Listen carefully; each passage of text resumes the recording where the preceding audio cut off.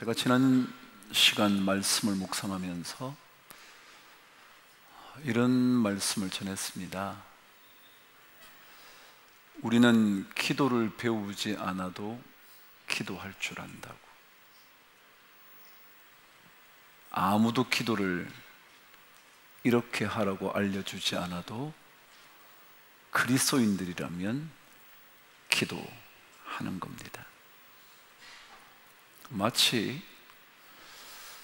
참 이상하게도 어린 아이들이 악한 것을 가르쳐 주지 않았음에도 악을 행할 줄 알듯이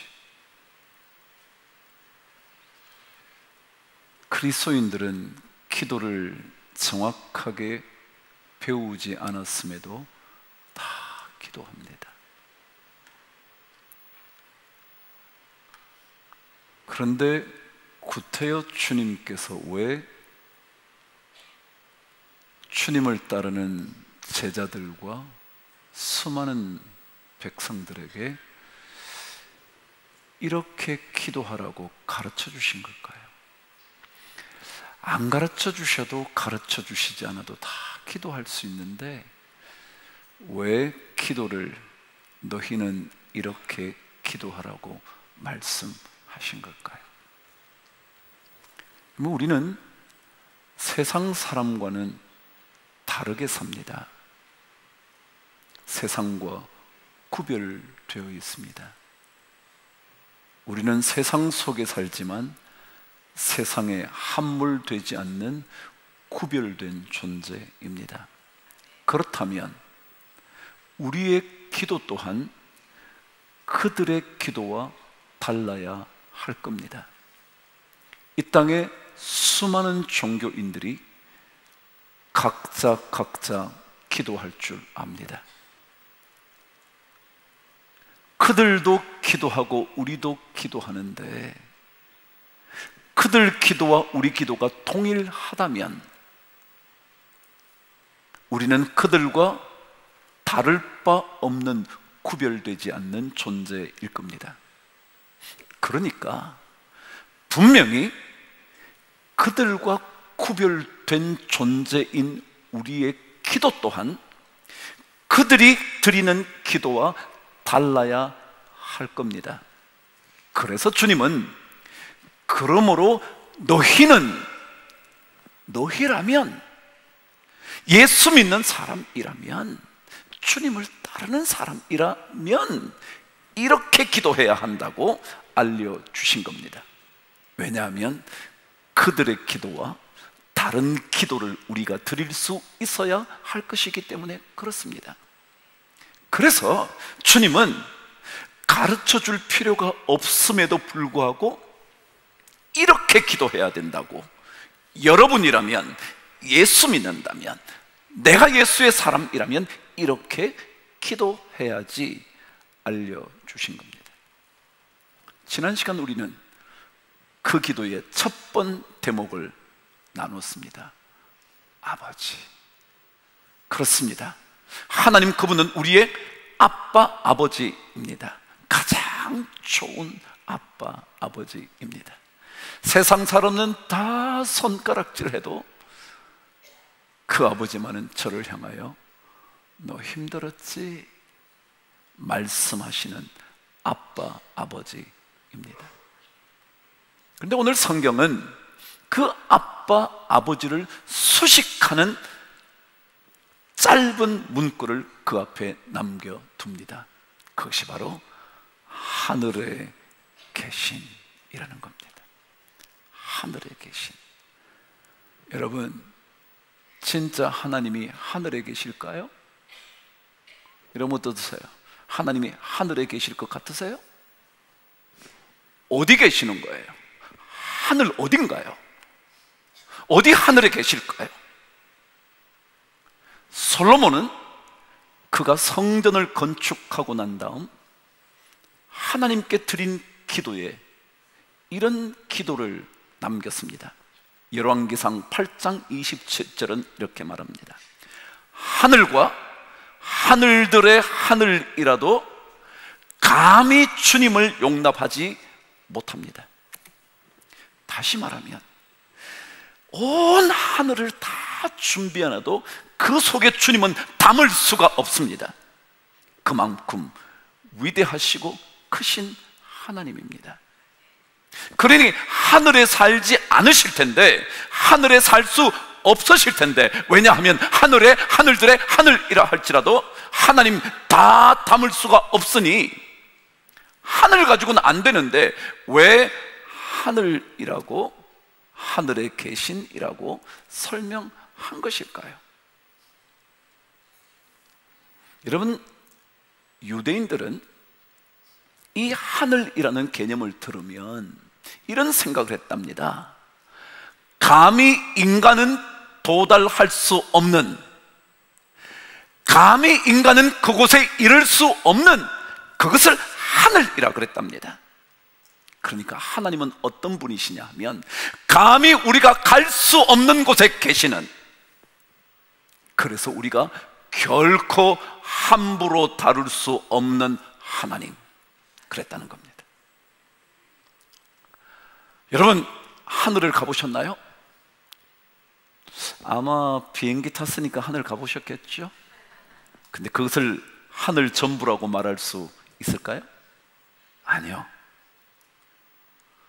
여러분은 지구의 대기권을 벗어나 본 적이 없을 겁니다. 이 지구의 대기권을 벗어나 또 다른 곳에 이르는 사람들이 있었습니다. 달이요. 그 달은 지구에서 38만여 킬로미터가 떨어져 있습니다. 그럼에도 불구하고 지금까지 그 달에 발을 디딘 사람은 12명밖에 없었답니다. 지금까지 12명밖에. 그리고 화성에 가려고 화성 탐사를 한대죠. 화성은 여기서부터요 7,800만여 킬로미터가 떨어져 있답니다. 아무도 가본 적이 없습니다. 여러분, 그 정도가 아닙니다. 우리가 속한 이 태양계가 있는 은하계를 우리는 은하수 은하계라 그런다 그랬죠. 기억나시나요? 아니면 말고요. 그럼 제가 더 행복해집니다. 왜냐하면 여러분들에게 새로운 것을 알려드리는 것 같으니까 말이죠. 우리가 속한 이 태양계, 태양계라는 것은요 태양을 중심으로 나머지 행성들이 돌고 있습니다. 지구, 수성, 금성, 화성, 목성, 토성, 명왕성, 이런 것들 말이죠. 요 태양계 안에 우리는 소속되어 있습니다. 그것도 이 태양계는 우리가 흔히 말하는 은하수 은하계 안에 일부에 불과합니다. 다시 한번요. 태양, 지구, 수성, 금성, 화성, 뭐든 말할 수 있는 여러분의 행성 말이죠.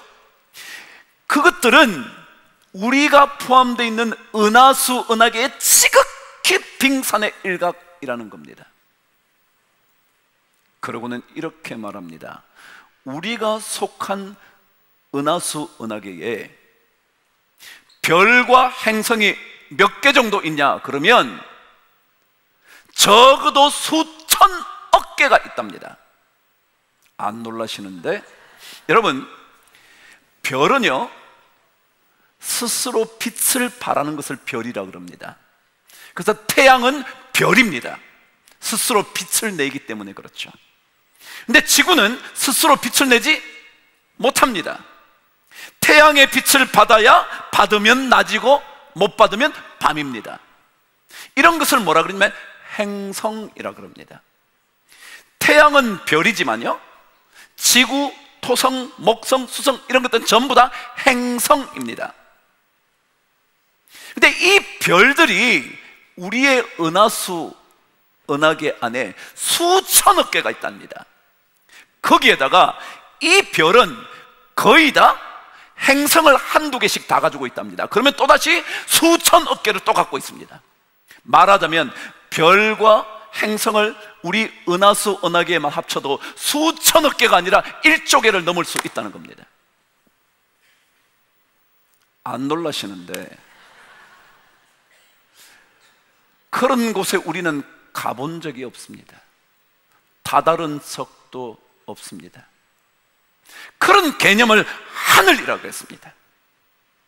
그 정도가 아닙니다. 제가 여러분에게 알려드리지 않았나요? 이런 은하수 은하계 같은 것들이 이 우주에 몇 개가 있겠냐고요. 은하수 은하계 같은 게 몇 개가 있겠냐고. 자, 제가 아까 조금 전에 이렇게 했어요. 은하수 은하계에 별이 수천억 개, 별이 갖고 있는 행성이 수천억 개 그랬어요. 이런 은하수 은하계 같은 게 우주에 몇 개 정도 있겠냐고요. 다 가르쳐 주는데 다 잊어버렸어요. 또다시 설명해 드릴게요. 여러분, 옛날에 우주 만원경이 있었습니다. 그걸 뭐라 그랬다고요? 허블 만원경이라 그랬습니다. 허블 만원경이 1900년대에 살펴보니까 이런 은하수 은하계 같은 게 3000여 개가 있었답니다. 3000여 개. 근데요, 허블 만원경을 조금 더 이렇게 오랫동안 관찰해 보니까 2000년대 넘어와서 이런 은하계가 벌써 1000억 개가 있대. 더 놀랄 얘기 해드리겠습니다. 그러고 나서 2021년에 제임스 웹 우주 만원경을 내가 개발했다 그랬죠? 그것을 보내서 살펴보니까 이런 은하수 같은 은하계가 몇 개가 있냐면 2조 개나 있대. 조개, 백합조개 2조 개 있다는 거예요.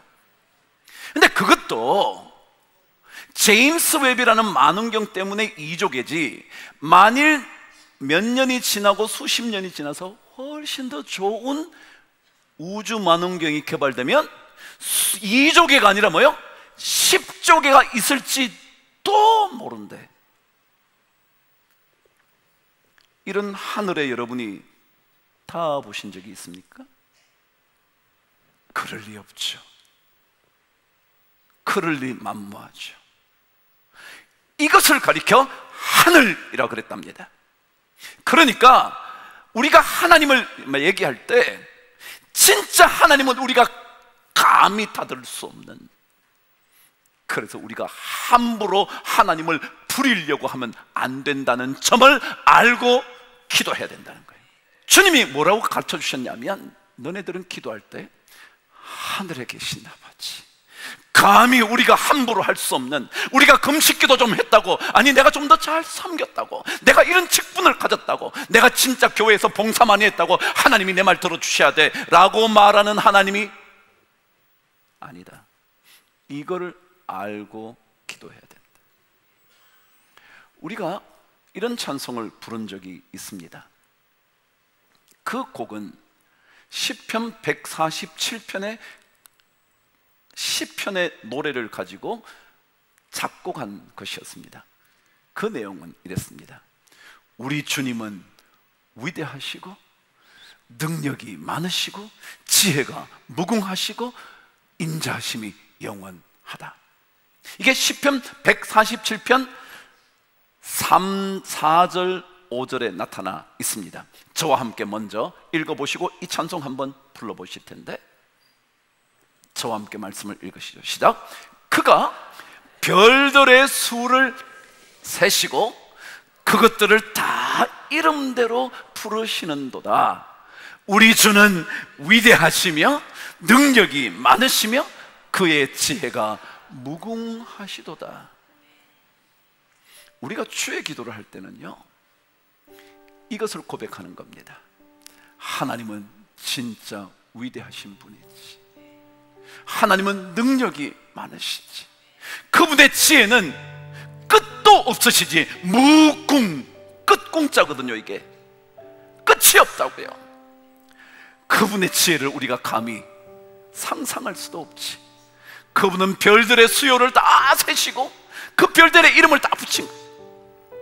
하나님이 그 이름을 다 여기에 적어 놓지 않았지만 우리가 그냥 하나씩 붙이는 것밖에 없어. 그 하나님이 여러분과 저의 필요한 것을 이미 다 알고 계신다.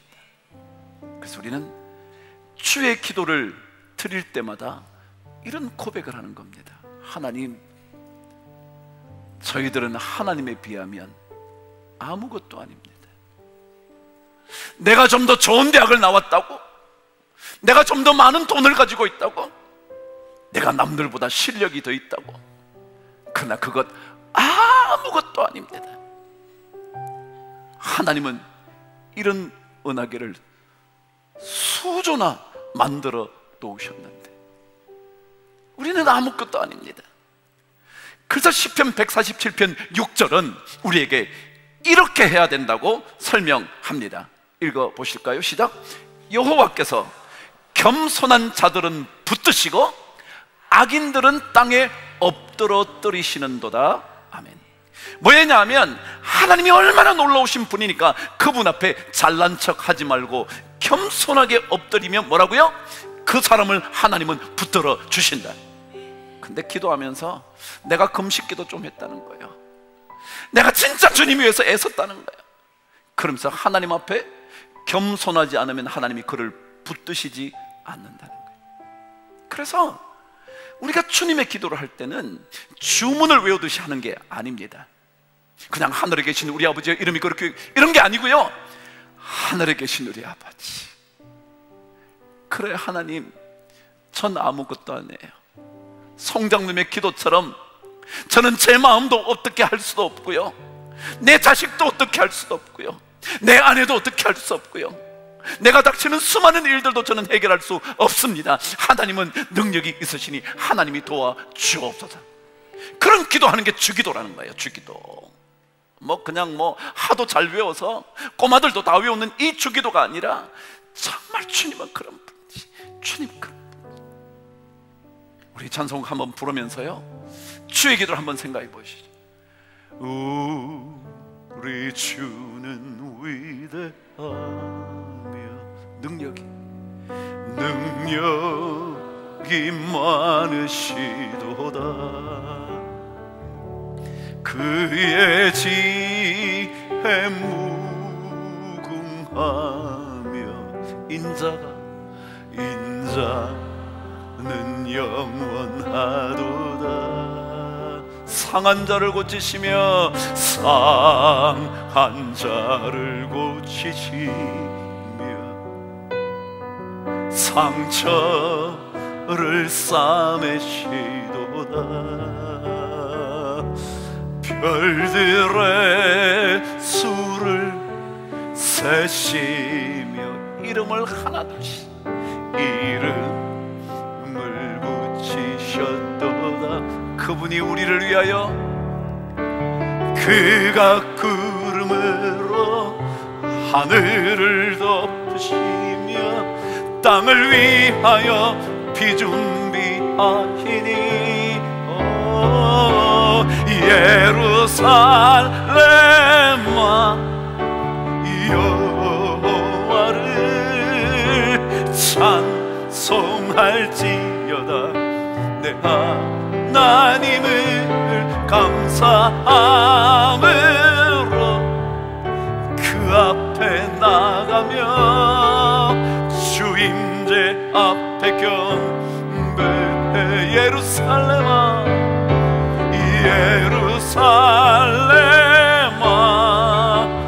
여호와를 찬송할지어다. 내 하나님을 경배함으로 주 앞에 나가며 주 이름 앞에 경배.